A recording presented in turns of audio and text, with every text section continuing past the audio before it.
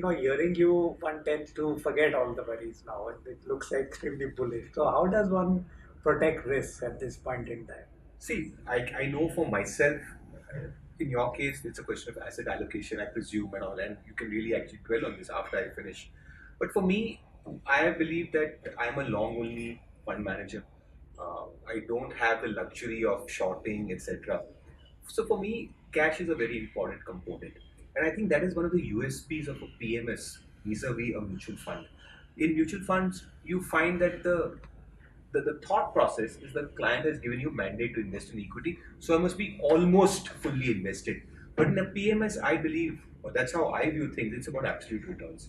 In case I feel the markets are going to have a massive correction, I have no qualms about being in high levels of cash. So absolute returns is my personal mantra, and in my risk management, stop loss, exit, or a trend change is very, very integral. So if there is going to be a massive decline in the market, I feel that I would have moved into cash substantially. That's what my past or my experience in the past, that's what I've done in the past.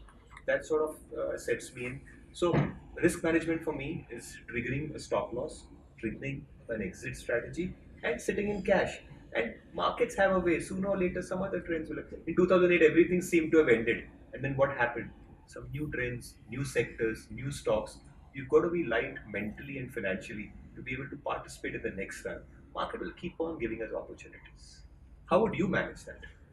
So, I think that basically managing risk is extremely important. And the question or the dilemma we always have is whether we should be performing versus benchmark or it should be absolute. Right, And right, hearing you, I'm almost tempted to think that that's a good way to go and say, let's look at absolute returns. right, right, Because otherwise, keep getting compared. right, You say, here is a newspaper report, here is a website which is saying this is the best performing, this is second, third. Where are you? You're not there. absolutely, So absolutely. that becomes a issue by itself.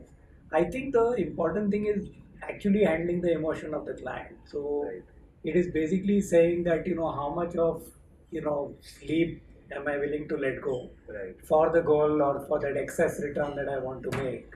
And people have a choice. I mean, you can say I will, want my goal at whatever cost, right. or I want my sleep at whatever cost, or a balance of the two. Sure, sure, sure. So making sure that we understand from clients what is it that they are willing to lose Right, and their time horizon right, is an extremely important piece before we sort of recommend what to do.